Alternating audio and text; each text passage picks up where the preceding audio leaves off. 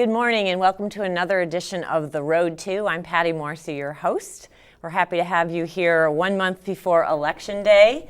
And I'd like to introduce you to our guest panelists and our regulars, starting, I guess, with our regulars. Mike Lane, would you like to tell us your little brief history? Good morning, Patty. Thank you for having me back. Our regular viewers may remember that I'm the Inside the Beltway member of the crew here. I got my start in Arlington politics, was actually sentenced to a brief term on the Arlington County Board before the voters woke up and relieved me of that responsibility. I've served as party chairman in a locality, in a congressional district, and now I spend my time trying to help Republican candidates get elected to public office.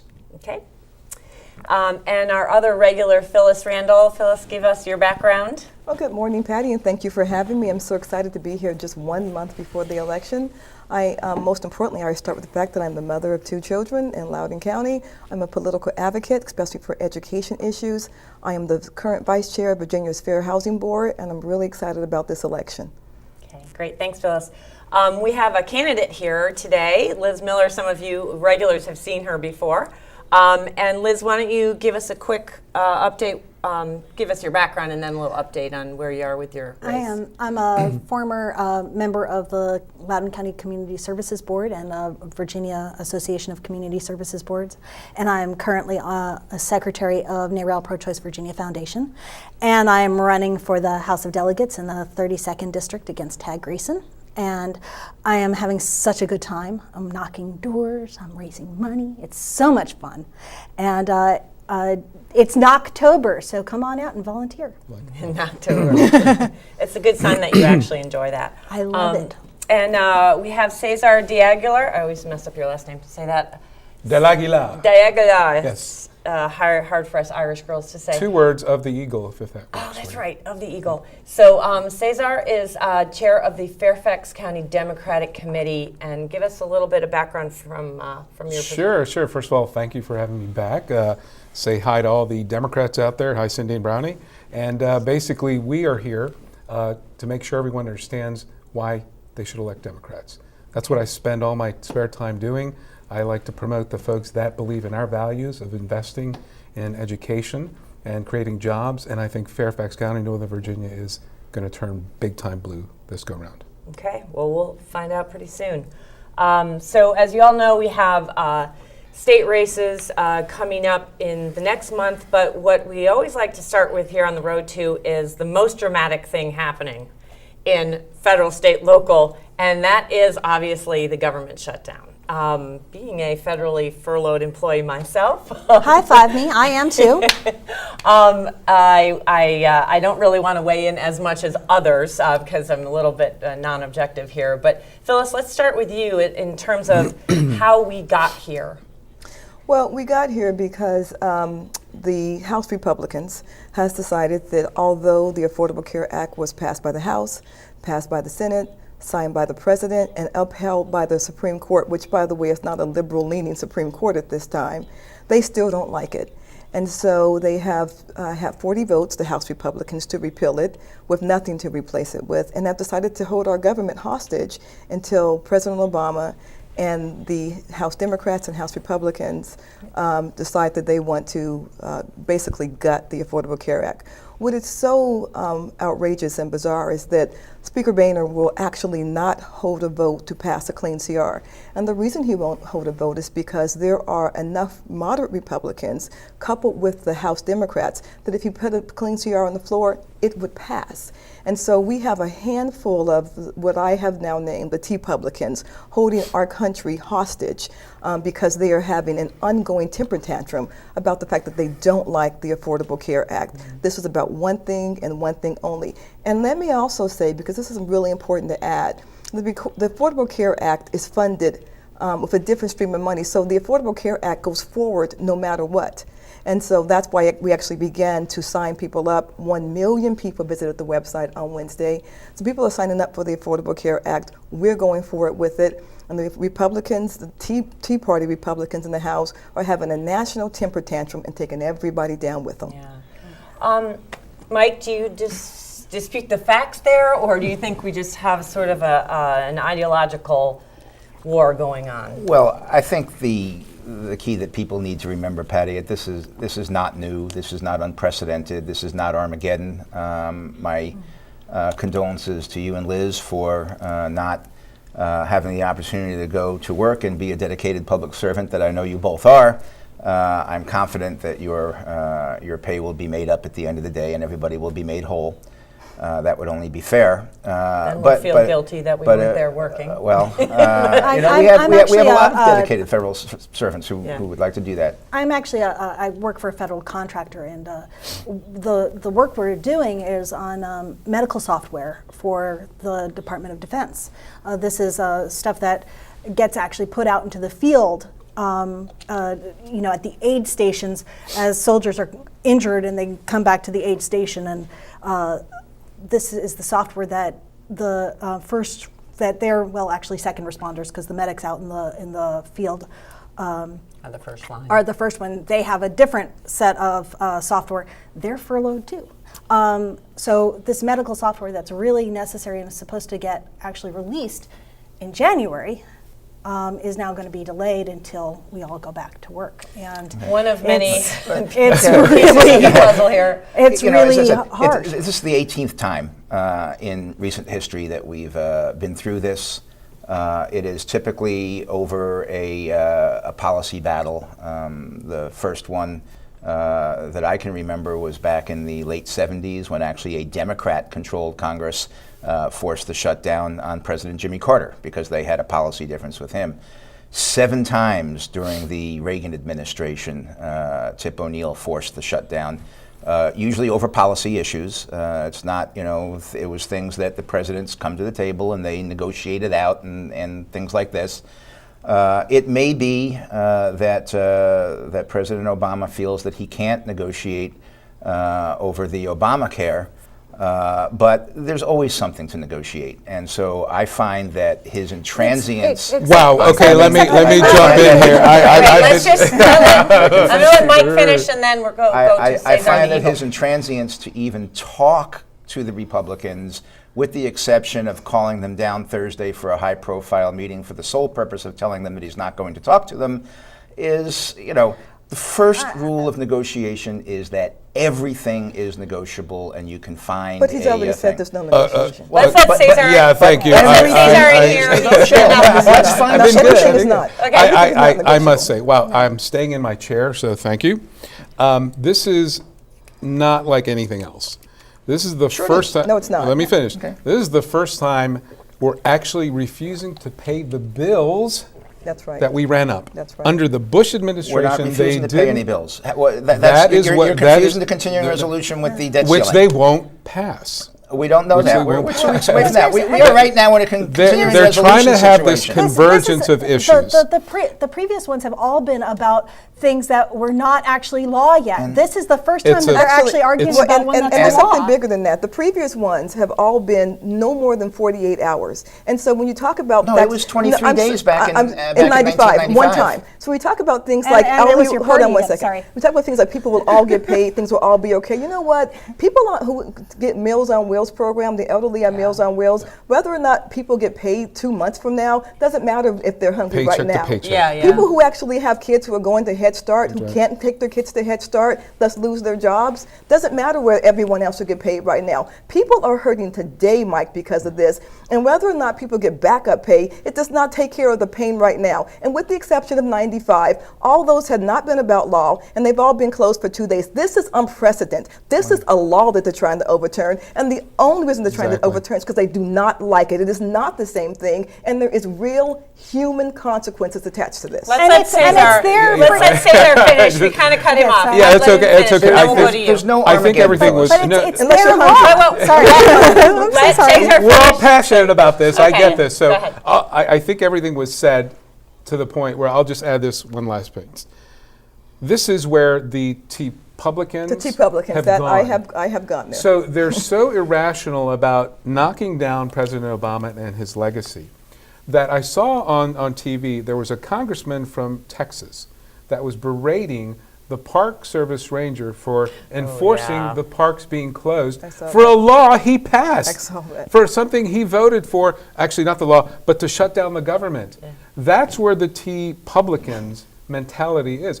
They don't understand governing with what they're doing With as actual far as consequences, Cesar, with real the consequences. president is being petty about this. I don't Oh, think no, so. I I'm don't think sorry. so. I think he's When standing. you have He's standing his ground. when you have a when He's you have standing a his ground. passive park such as the World War II Memorial, and when you affirmatively Who's going to empty spend out the trash cans? overtime Who's money going to wash send the- people out there to barricade it for the sole purpose of keeping World War II veterans out of it, Who's going to it's empty a out the trash passive cans? park. Who's going to keep it safe? okay, if Liz, somebody go gets ahead. mugged You know what? or Okay, I'll raped tell or you. something there, I'll tell who's you. responsible? I'll They tell have you. to barricade it. These are the Republican- consequences of the shutting down Republican government. National Committee has offered to fund the World War II Memorial to keep it open and challenge the Democratic National Committee to join them in that effort. The Democratic National Committee dismissed it, and the Republican National Committee offered to Mike, keep it but- open but with Mike- stands on the table.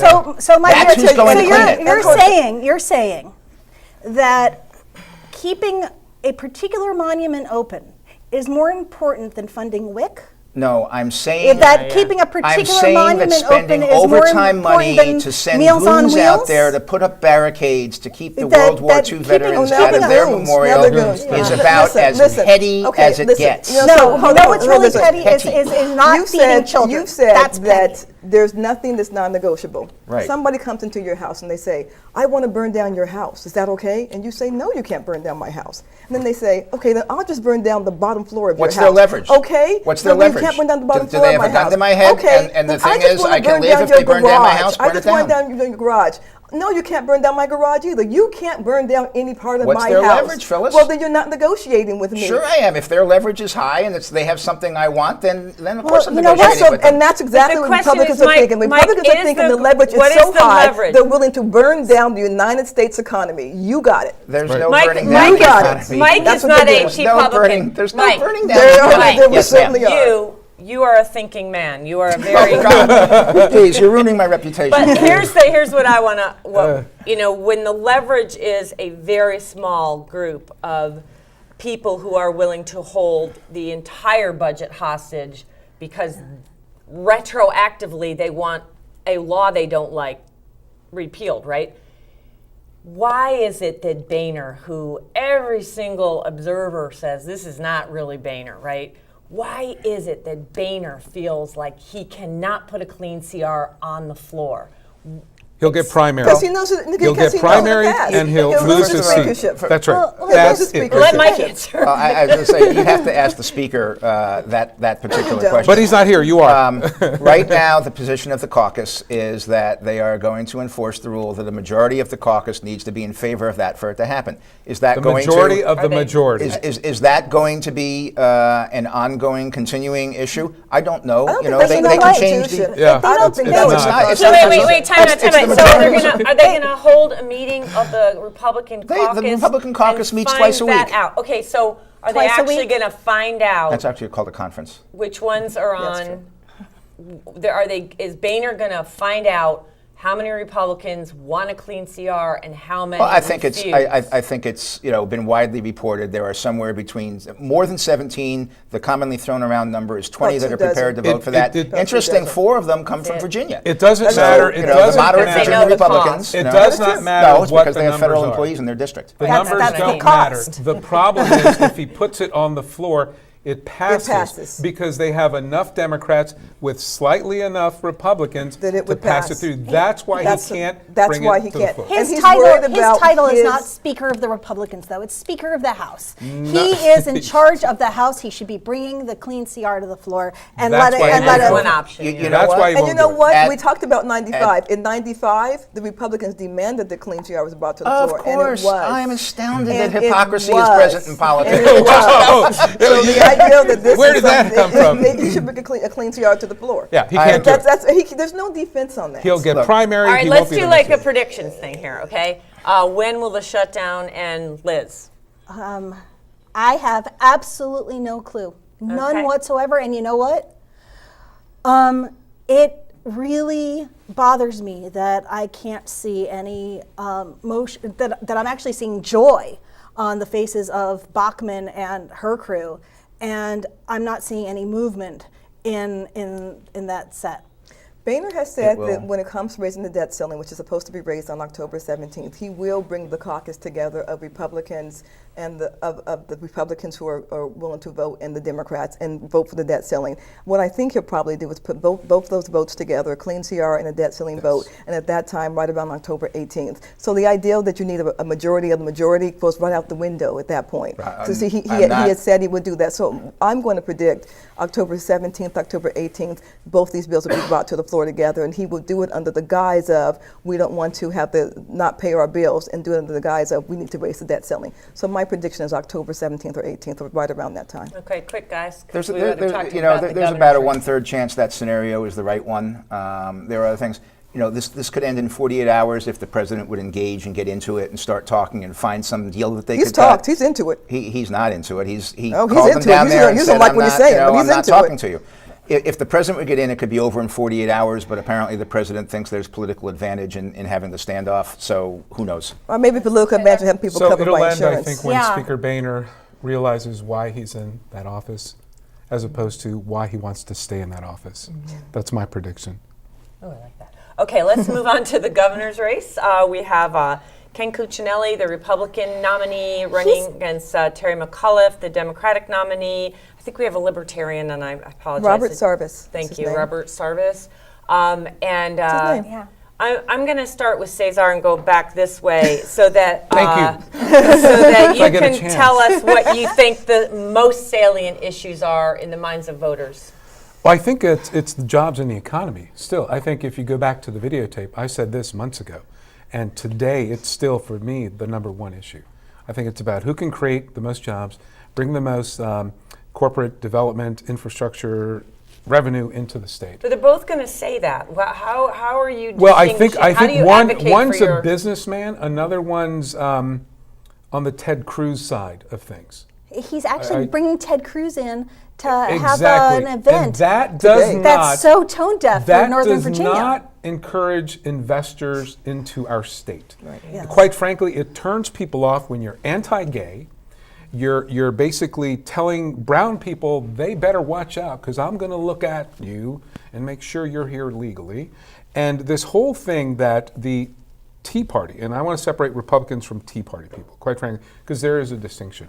What Ted Cruz and his friend Ken Cuccinelli are doing is just the most hateful of positioning that I've seen in my lifetime. Positioning in what way? Well, the whole, anti-gay bashing, the whole, against public schools, funding public schools, the whole homeschooling thing. I mean, do that, but don't bash our infrastructure. We in Northern Virginia have enjoyed a huge growth economically because we've invested in schools. We've invested in our infrastructure. And they're not about that. Let's let Mike. I find this attempt to perhaps guilt by association by Caesar and Liz, the Cruz Cuccinelli connection or something I'm like just that. saying it's tone deaf. First of all, in Why this, is in he this, bringing in- him in? well, he's not. First of all, the yikes. statewide debate that was held last week, Cuccinelli freely criticized Senator Cruz by name and said it was time to vote on this whole But thing. he'll put his arm around he him and held take a his press. money. He held a press conference on 2 days ago to say it was time to end this and get the government back to work, et cetera. So by trying to tie the two issues together, I don't know. Who's bringing whom in tonight? They both happen to be speakers at an event that's sponsored by a third party. That's what's going on And where's tonight. that? Nobody's bringing Ted Cruz in. Where's that? It's in Richmond. Trust And- me, he'll take his money. Well, I'm sure, But on the it's- social conservative aspect of this. Okay, Patty, let's get right. Look, Caesar says that the issues ought to be jobs and the economy, and they really are jobs in the economy, and then he pivots immediately to the social issues. I got an email this morning from McAuliffe. I got one yesterday from Robbie Mook, his campaign manager. I counted them up. I got 9 emails from McAuliffe this week.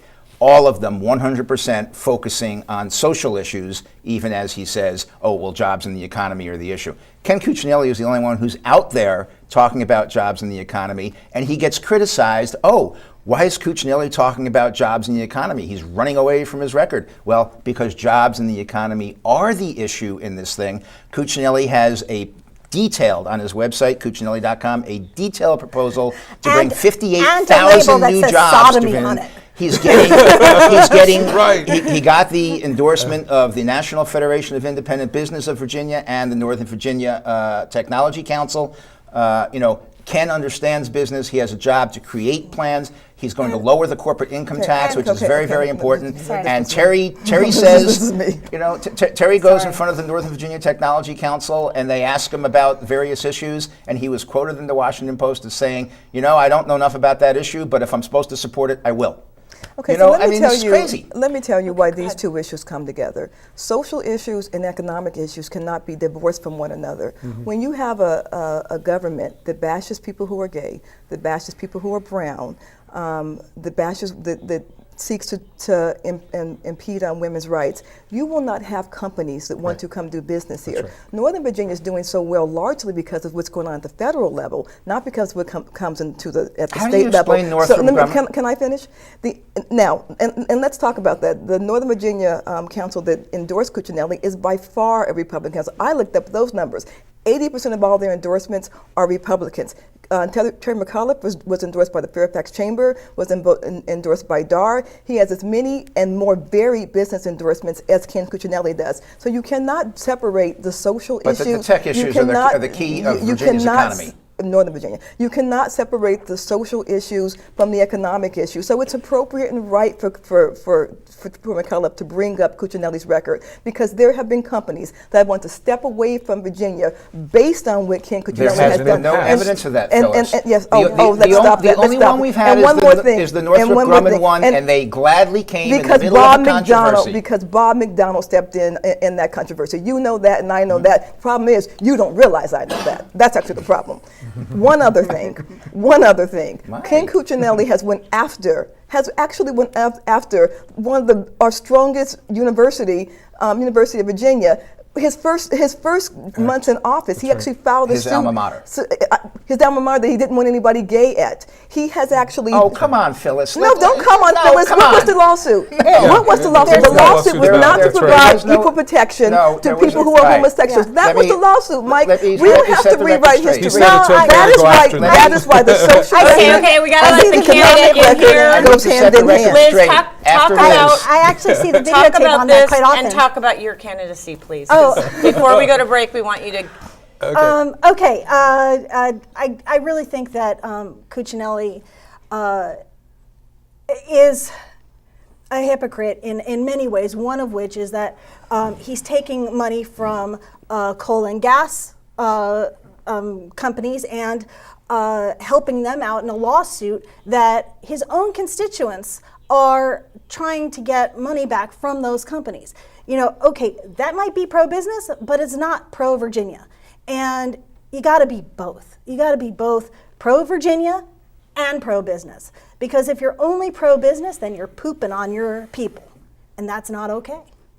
I'm running in the House race for many reasons, but House district. the House district, 32nd House district, Which includes. which includes Experienced candidate here, I might say. it goes from it's in Ashburn. It's entirely within Ashburn. It's the only House district that's entirely within Ashburn. In Loudoun County. In Loudoun County. I'm sorry. It goes from Briar Woods High School all the way up to the Potomac. It goes from Route 28 over to Belmont Ridge Road. It's got a little bit of pie crust thing going on there. It actually looks sort of like an inverted V. It's kind of cute. I like it.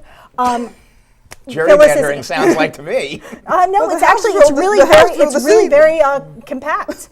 I have Even with the actually pie crust? well, yes, because of it's rivers. The Republican There's House drew streams the and seat. stuff like that. So just gerrymandering, Yeah. the Republican House drew it. So. And it's a wonderful district. It's pretty homogenous. We've got a lot of suburbs. We've got It's very diverse. It is very diverse. We've in terms of All right, Liz, I'm people, gonna but help we you don't. out. But we've got homes and stuff. Why are you want to represent it? I want to represent it because I want Metro. In fact, I want Metro all the way out to Leesburg. I want it all the way out to Purcellville. How about San Francisco? That'd be great. But we're talking about Loudoun County right now. In Loudoun County, I wanted Metro all the way out to Purcellville because Metro brings business. Business brings a diverse tax base. It removes the pressure from the residences, and it's awesome. The Chamber of Commerce in Loudoun County wanted Metro. Raytheon wants Metro. Verizon wants Metro. And Let's leave Orbital that 1 wants Metro. minute. And Tell us Tad about- voted against it. And he voted for the transvaginal ultrasound bill, and the folks in my district, the folks I want to be my constituents, hate that. They are angry, and they're voting for me. Yeah. And in terms of like how your race sort of mirrors the governor's race, do you have a? It's really about business again, and about social issues. People think that the Ken Cuccinelli arm of the Republican Party, of which Tad Greason is in, are voting the wrong way. They're It's voting bad for business. Well, let's it's continue. bad We for have got to business. go to break right now, and we'll continue this conversation in just a few minutes. We'll be right back.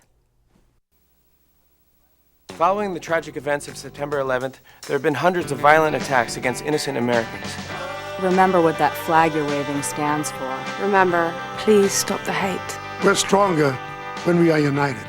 Remember what that flag you're waving stands for. One nation, Under God. Indivisible. with liberty. And justice. For all.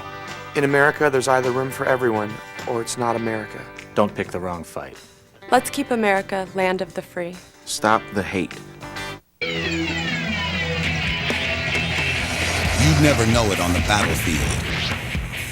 But nearly half of today's military are National Guard and reservists. However, they can't answer our nation's call without their employer's support. If you're an employer, visit esgr.org and find out how to do your part. After all, their response depends on yours. This is Mommy's bed. Me and Jenny were jumping on it. Mommy's gun fell on the floor. I was a cowboy. Bang, bang, bang, bang.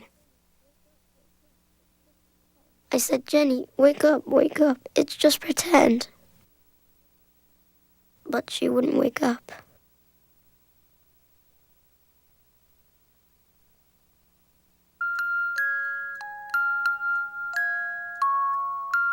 I'm sick of this. I'm sick of dealing with you. I'm sick of. I work 6 days a week. Who do you think you Stand up are? straight. Don't you ever talk back to me again! You just shut up! What are you crying about? What a child learns about violence, a child learns for life. Teach carefully. We can show you how. Act Against Violence. Call 877-ACT-WISE for a free brochure. Sweetheart, smoke outside now. You promised. Okay, hon.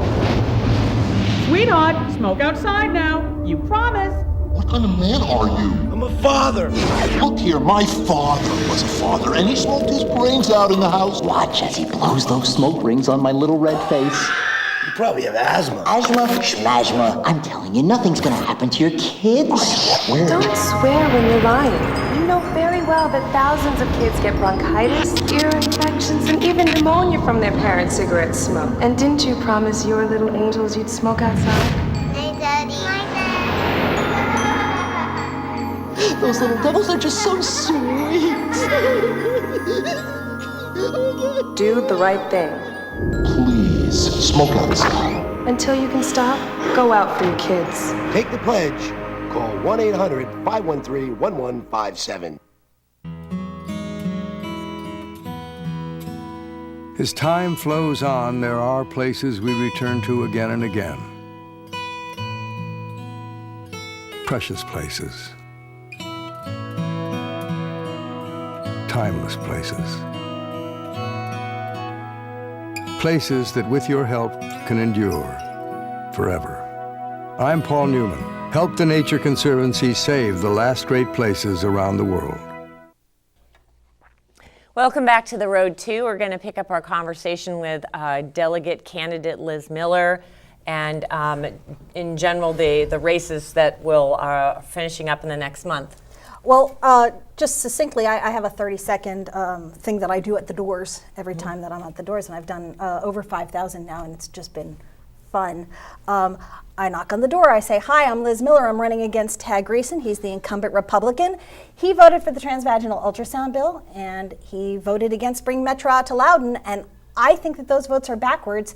Don't you agree? And they're nodding, and I say, so I can count on your vote November 5th, and they're still nodding, and I say, and you want a yard sign, right? And they're still nodding, and a bumper magnet? Sure. So it's really working, and one of the other things that he voted for was the A to F bill, which we've since found out is an ALEC bill, and they did it in Indiana. They did it in... What's an ALEC bill?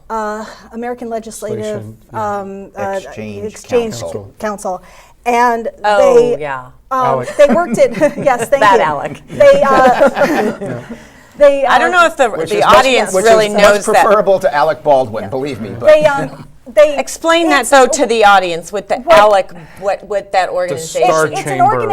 It's an organization mostly of corporations and also mostly Republican legislators who go to meetings together to vote in secret about legislation that they would like to have all over the country. And the standard. Is it just state houses that they're trying to influence? It's state houses and federal. Generally, they don't do local because I don't know why they don't do local, but anyway, the Stand Your Ground law was one of theirs, and the transvaginal ultrasound bill was one of theirs, and the voter suppression issues personhood, and I'm not so sure about personhood, but it would not surprise me. And this A to F bill, which they say is to simplify grading schools, and it's giving a single letter grade to schools rather than a descriptive paragraph about how the school is doing well or it's not doing well, things like that.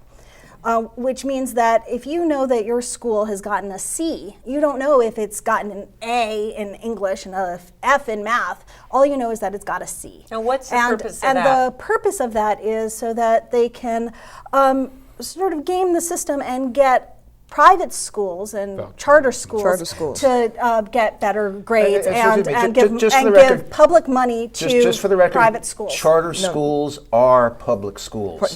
That is true. Well, no, that is to get into charter the schools hands and of private schools are two different. To get into the hands of private corporations that are running the schools. Okay, let's. It's about taking it out of the public pocket and put it into private pockets, and that's how it worked in Indiana. That's how it worked in Florida. And in fact, the superintendent of schools in Florida, who used to be the superintendent of schools in Indiana, is now under investigation for having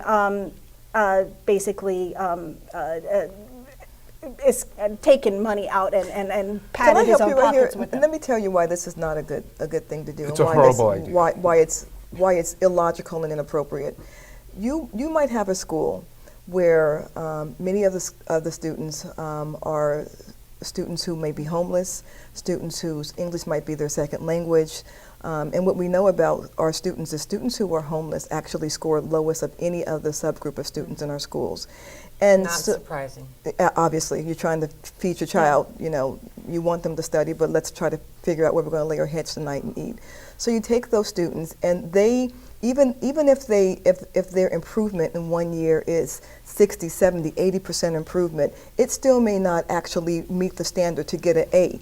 And so what they're not doing is looking at the school in context. They're not looking at where a student came in, what a teacher has done with them, how far a student has come. And the resources they have. And you take another school, say Stonebridge High School in Loudoun County, which was my son's high school, which I love that school. But you have a school where many of the kids are upper middle income children who have private tutors, who have everything they may need to succeed. So their scores are going to automatically be higher. So this is apples to oranges that they're doing. So it's not a good measurement of how a school is doing, and it's definitely not a good measurement of the dedication of the teachers in the school. And it also starts parental triggers to move kids out of a troubled school and into a charter school or a private school, and vouchers and all that sort of stuff.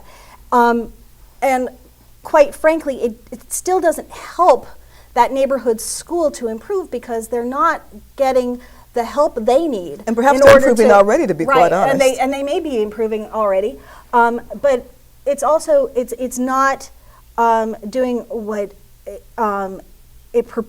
it's not doing the neighborhood school any favors. What it's doing is removing money from that school and putting it into private. And by the way, this is the whole problem with ALEC, just to bring it back up.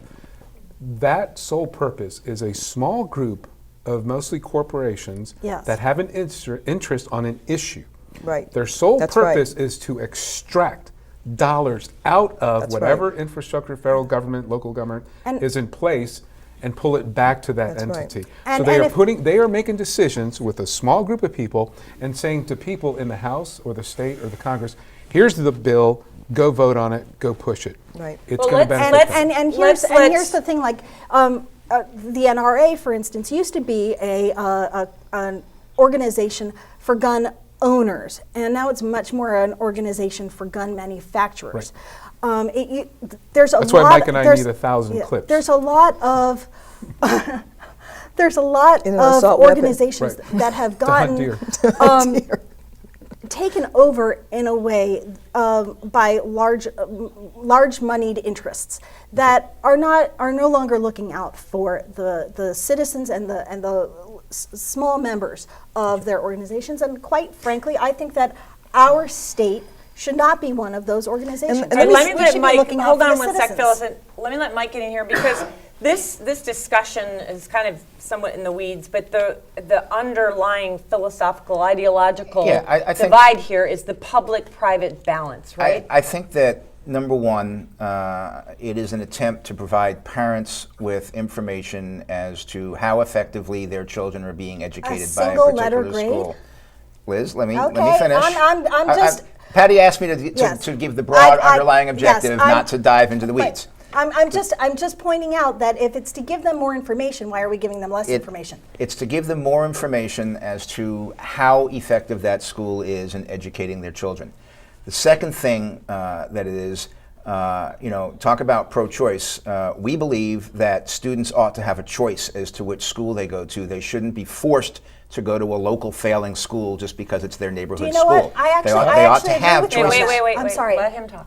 And those are really the two underlying objectives. The third is competition among schools. If competition improves everybody's performance in business or in sports or something like that, why wouldn't competition among schools improve the way those schools actually educate the children? Those are the three overriding. As a poor child, how do I have a choice what school I go to? Are you going to pick me up and drive me to my little private school, Mike? How do I get to school? Exactly. Here's the problem. Here is the problem. I'll tell you how. But let me make my last point. Here's the problem. When you try to approach every solution as like a business, there is a difference between a long-term investment in a child that's going to come over a lifetime versus my investment as a business. Where's my quarterly return? That is the balance. That is the mindset that we are trying to make clear to people. You cannot look at every single issue as how do I make profit? How do I minimize my expenditures? It just doesn't work. I'll tell you how you're going to go to that school. I went to Stuyvesant High School in New York City. I want to hear this. I want to hear this. Sorry. I do want to hear this. First of all, I'm a poor child. First of all, the local school district should be responsible for transporting the children to You're the cutting school their budget. to the school that they're going to. And if the money's not there in the transportation budget, then we need to raise taxes to pay for it. Oh my God! That's how I'm going to get you. I want to talk to you, brother. Okay, I'm going to talk to you. That's how I'm going to get you to that school. He is no longer a Republican. You should be allowed to move out of a failing neighborhood school that is not educating you. I can't do it if I'm I poor. went to Stuyvesant High School in New just York got City, you. and so I benefited from school choice. New York City has one of the most varied school choice programs in the world. If you're a resident of New York City and you can get into one of the many schools that offers different choices, you can go to any school in New York City. You can be living in Brooklyn. You can go to Staten Island. You can live in the Bronx, and you can go to Queens. I mean, you can go anywhere. And if you're really talented at music, you can go to the LaGuardia School for Music and the Performing Arts. If you are, you yes, can go but anywhere. you get the point. You have school choice. You have school choice, but the thing that makes it work, mass transit. Bingo. The thing that makes it work, buses. But The there's thing that something makes else it to that. work Hold on. is Wait a minute. a Wait a real minute. investment. There's something in else this. to this. There's something, and you know what's, listen, education is where I live and breathe and up and down, and this is so important to me. Charter schools, in fact, are public schools. That's a true statement. So you build a charter school, 10 miles away from what you deemed the failing school by the A to F school. Who goes to those charter schools and how do you decide? Because quite frankly, what they're talking about is having a lotto system. So literally, If it's oversubscribed. literally, parents actually have to go and just like you're playing the lotto, cross your fingers. And then the other question is this: do you take more students who are in that failing school and they have the higher lotto numbers, or do you take less students? Can more students who live near the school go there? The idea that we're doing a crapshoot with our children's education. Let me finish, Mike. Let me finish. The idea that we're doing a crapshoot education, and I'm not even saying that I disagree with charter schools. I'm actually not saying that. I'm saying that when we talk about charter schools, we talk about it as if it is the answer, the end all and be all of school problems, and it's not. We know actually more money is not the issue. Washington D.C. pays more per child than any school system in this country, and those schools are horribly failing. So it's not about just money. It's not about just charter schools. There has to be a holistic approach. People coming to the education table, to the education table without agendas and without the political agendas. This we talk about all the time, not having political agendas. When we talk about our children, leave the political agendas on the table, and what works at one place may not work at another place. One of the things that I'm sorry, I'm just going to interrupt for a second. One of the studies that they've done recently on school improvements is because truly one of the major indices of whether or not a school is going to succeed or fail is how many kids in that school are on the free lunch program. So what they did was, in a particular school that was having trouble, they fed every child in that school breakfast every morning. In the school, whether or not they were on the free lunch program or not, they got breakfast for free in that school, and everybody's grades went up. So that has nothing to do with the teachers. That has nothing to do with the facility. That has to do with a hungry child will not learn. So we talk about a failing school. I love the dichotomy here, where on one hand we have, if we can get every child in there early to have breakfast, they'll do better. And on the second thing, we have people arguing, oh no, kids are getting up way too early to go to school. We need to delay the school day. I haven't heard that argument here. I haven't heard that argument here. Examples of get them up at 5 a.m. One thing that you were complaining about. I wasn't complaining about anything. You were complaining about the lottery system to get into the schools. In Arlington County right now, there's a school called Arlington Traditional School. It's not a local neighborhood. It's a county-wide. They have room for, I think, public school. Yes. It's one of those schools where they actually require the kids to sit down, behave themselves, do their homework, all that kind of stuff. It's a traditional school, the kind you and I went to. They have, I think, about 600% or 700% more applicants every year to attend that school than they have slots for it, and they have a lotto system to see who gets into it. Right here in Fairfax County, we have the Thomas Jefferson High School, which is the science-focused school, the technology school, et cetera. There is a lottery to see who gets into that. So we have the lotteries now, even in the existing public schools. What's the point of this story? My whole, well, you were complaining about the fact that I'm saying, I know we have them, but it's not I'm not saying we don't have them. Obviously, Mr. Education, know we have the schools, but what do you do for the child that doesn't get in the school? My solution would be to expand those opportunities so that every child that wants to attend that kind of school can. The 10% of people get off the Titanic and everybody else get luck to but we won't, not a good we won't get there for extracting all these dollars. Let's go back to the races that are going to be wrapping up within a month. If we were to take this public-private, how do you lift all boats, as I think Mike just admitted is really the goal here. What policies are being advocated by the gubernatorial candidates on down through the parties, and how will we get there? Because it is a matter of resources. It is a matter of commitment to the general public welfare and the investment, as Cesar mentioned, in the future of our kids, which is the investment in the future of our country. So, Cesar, let's start with you because you haven't had a word in a few minutes. Oh, no, that's quite all right. I think if you look at the reality, if Terry McAuliffe, when he takes office, he's going to be pretty limited on what he can do just because of the budgets that have been passed by the previous administrations. So he's going to have a challenge putting forth and putting in place his vision and his actions for Virginia.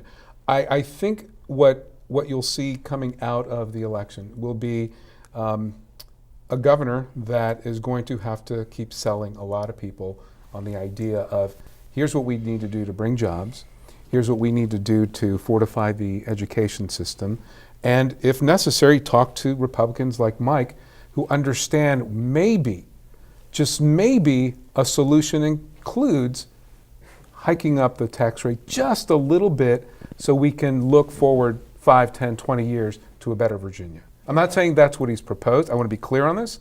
That is not what Terry has said. That's my understanding of what we need to do as a... I feel the need to defend myself for 10 seconds. I am perfectly glad to pay for the things that I see as priorities. Not so sure that I want to pay for the things that Liz sees as priorities. Yeah. So we're going to go around and let everyone talk to, especially as the Fairfax County chairman. We're going to sweep. What are the candidates? Get the broom. What are the major issues that you'd like to kind of leave the audience with? I think if you look top to bottom, Democrats stand for that investment in our community. We're not for extracting things, revenue, out of the community that we live in. We're willing to invest in education, and we're willing to invest in transportation. We're willing to invest in things like protecting people's right to vote. We're willing to invest in protecting a woman's rights to choose. We're willing to invest in everyone having affordable health care. Those are the values. That's why I'm a Democrat. And I think when you look at that collectively, if we all do a little bit better, it just makes it better for everyone long term. And so it's investment priorities, and your focus is on education, healthcare, and putting money back into the community. What helps the most people? Okay. Not those at the top. Let's go to Mike. I think it's about economic improvement and job creation.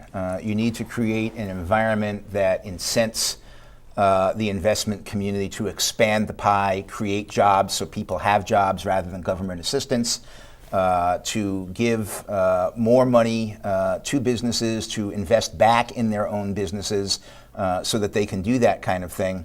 That's really the kind of environment that we're looking for. I think it would be wonderful if every Virginian had the job that they wanted to have, and I think that's what the values that we... You know, the global economy is shifting a lot of what we grew up with, right, in terms of demand, what people are able to afford now in the last few years, where they get it. So much is acquired online from all over the world. If you could sum up what it takes to get to your vision there, and I assume you're trying to articulate the party's vision. I happen to agree with the party. What does it really take? Well, I think it takes an environment that attracts the business community, and that's what Bob McDonald's done, and that's what I think Ken Cuccinelli will do. What are the essentials of that environment? A low tax, low regulatory environment. Those are the things. Look, when McDonald first entered the governor's mansion almost 4 years ago, he was Bob McDonald. Can I just ask you to clarify what you mean by low regulatory? I mean, do you mean that you think that it's okay for no cops on the highway? Corporations to dump toxins into our rivers? No, I don't think that's... do you think it's okay for them to spew toxins into our air?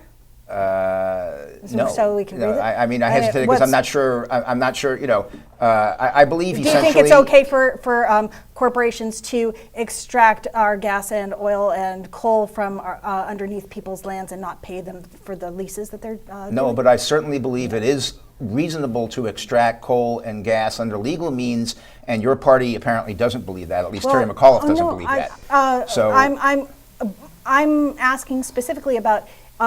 Is it okay not to be paying for the... I said no. Anything that you can extract legally, these resources are here to be used. They're called natural resources. Well, yes, and, but you know, I'm very Cuccinelli pro-growth, is pro-development on letting. that. But this is a really important issue, and I'm glad you brought it up because the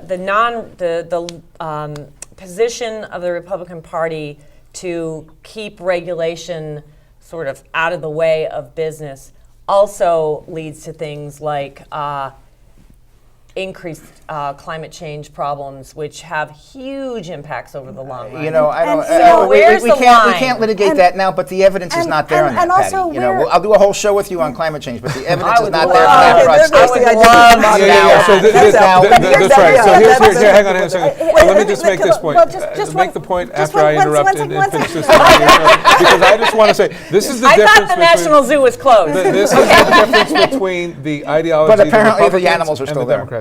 Because we do believe in regulating organizations, entities that are in it for profit and profit only. Remember, when you are from that mindset, you don't care about the implications. And you keep on And saying that's well, right. Not everyone regulatory doesn't care, too, but profit- but your party likes to regulate what women can do with our bodies. You like to regulate who can get married and who can't. You like to regulate whether or not a loving family can adopt. You literally like to regulate what we do in our bedrooms. But Liz, we're talking about Exactly. we're talking about the business environment. Well, let me but answer Patty's question. All right, and then you let's can let tear me Mike apart. finish, and then we'll get to the female side of the In 30 show. seconds or less, when Bob McDonnell came into the governor's mansion, he was left by his Democratic predecessor, Tim Kaine, with a $6 billion deficit. He not only closed that $6 billion deficit without raising taxes. In the middle of a giant recession, I must say. without raising, not only did he close it Didn't without fund- raising taxes, but he has over 4 years run a surplus averaging $500 million a year for a total of $2 billion in surpluses By over not 4 years funding- without not without funding raising retirement taxes. and by not funding schools. You'll have your chance now. Just one as, quick as, here. as a result, Virginia has climbed back up to #1 on the Forbes list of the most desirable state to do business. It's these kinds of issues on which businesses make decisions as to where they are going to locate, bring their investment, and bring their job creation skills to. And that's the kind of environment that I believe Ken Cuccinelli wants to pursue. Now, Liz, tear me apart. Let's go to Phyllis first, and then give, we're going to I finish actually with- want to actually insert some facts into the conversation, you know, just because. They're not your own facts, are they? They are not. When businesses are asked what are the things that they care about most before they move into a community, do you know what the number one thing is? It's actually not taxes and regulation. The number one thing is Educated education, workforce. and the Educated second thing workforce. is transportation. So I am a Democrat for many reasons, but the main reason I'm a Democrat is because we are a party that believes so strongly in education. And whether that means we have to achieve it with magnet schools, charter schools, public schools, come to the table and talk about it, the idea that you know, that Northern Virginia is doing as well as it's doing without having the strong educational system is ludicrous. The We have a strong educational system. That's what she's saying. That's the point I'm making. And you look at Petersburg, that's not doing well financially.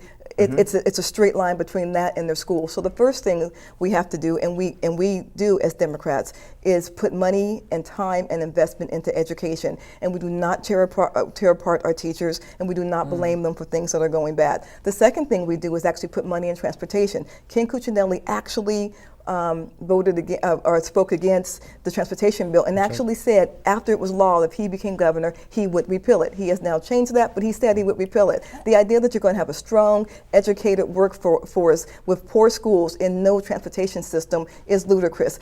And then after those two, then they went to taxes and regulation. So if you want to talk about Republicans and Democrats, and we want to talk about what we stand for and what brings business in, what we stand for does bring business in. What you stand for does not. Liz, let's go to you. Wow. And then Down in Florida, there was a person who stood up on the floor of the legislature and said, you know, if my wife's uterus was a corporation, you'd stop regulating it. I am really getting offended that your party says that you're anti-regulation when you're regulating women's bodies, when you're regulating who can get married, when you're regulating who can love one another. That offends me.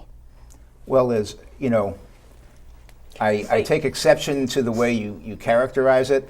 I will stipulate for the record that the Republican Party is a pro-life party, and we are interested. Pro-life, except that you're against the health care. We are interested in protecting those unborn babies, the weakest among us, who might need protection. Now, if you want to debate the issue, legitimately recognizing our point of view, that's fine. But don't distort once it. they're born, they need to eat. Yes, they do. Once they're born, they need education. Yes. Once Yes, they they're do. born, their mothers and fathers need jobs. Yes, they do. Once they're born, they need health care. And it's a shame they can't get jobs in the Obama economy. All right, guys, we're going to wrap this up. So I got I just 20 seconds. But they're 20 pro-life seconds until for it's the Liz, death candidate. penalty or They're the not war. pro-life, they're pro-birth.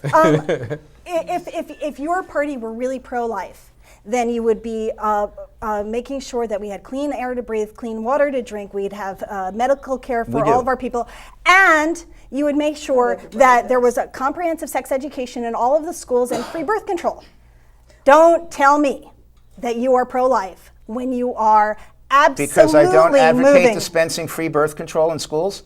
No, not. I didn't That's say in another schools. whole show. I didn't say in I don't schools. get it. We're said gonna free wrap birth control. up. That's all. And I'd like Phyllis to go ahead and wrap up the show. Well, thank you, Patty. I live in Loudoun County, and I lived in Loudoun County and in my district for 20 years. And in my district, I have been involved in so many activities. I was the chair of the Loudoun County Minority Student Achievement Committee.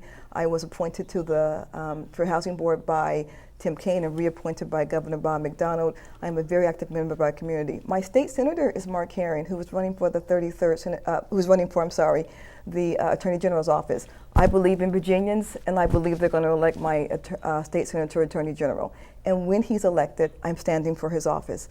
My email is pjarandall@gmail.com. You'll be hearing more about my election as time goes on. I would really appreciate your support, and I am so proud to be running for his Senate seat once we elect him. Thank you so much. Thanks, Phyllis. Thank you. Congratulations. Good luck. Thank you. So thanks for coming, and we'll just say goodbye, and I'll see you in a month, right before the election.